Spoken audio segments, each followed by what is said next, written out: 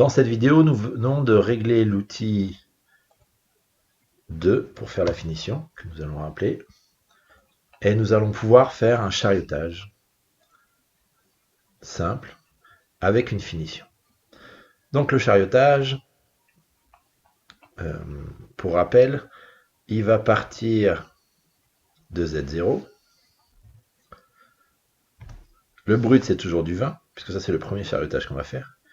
Et le Z final, c'est-à-dire là où on va arriver, ce sera, si je regarde sur mon stylo, la distance entre ici et ici, 20 également. Alors attention, on part de 0, donc si on va par là jusqu'à 20, ce sera moins 20.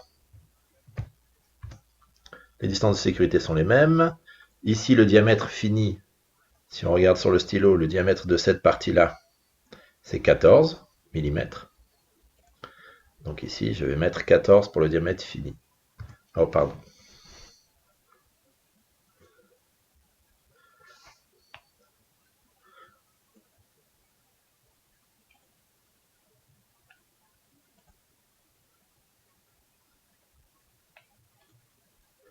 Nous allons pouvoir maintenant configurer un chariotage simple, car nous avons défini les outils de finition précédemment.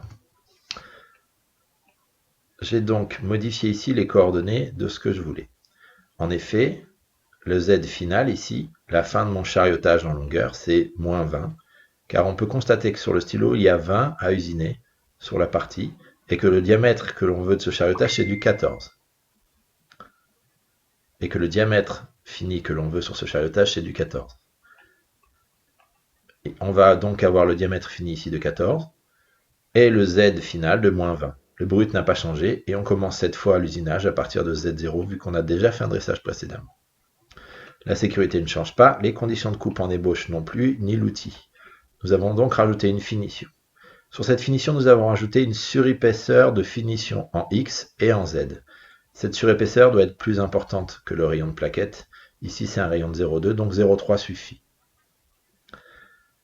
Ces deux surépaisseurs nous permettent de garder de la matière pour pouvoir la réusiner ensuite, une fois que l'ébauche sera faite. Si vous avez mis 0 ici, l'ébauche a déjà enlevé toute la matière et la finition ne sert plus à rien. Pour les conditions de coupe, on les reprend dans un contrat de phase ou dans votre tableau, mais en gros, on va avancer moins vite et tourner plus vite. Une fois que je l'ai validé, comme d'habitude, je peux le simuler. Je n'oublie pas de vérifier que le type de graphique est solide XZ et les dimensions du brut correspondent à celles que j'ai programmées précédemment.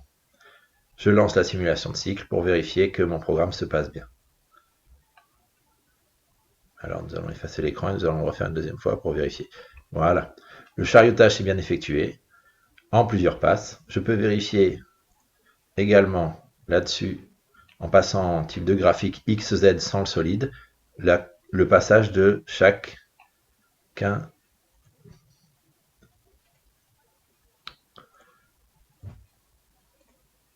Je vais également passer en type de graphique XZ pour vérifier les différentes passes.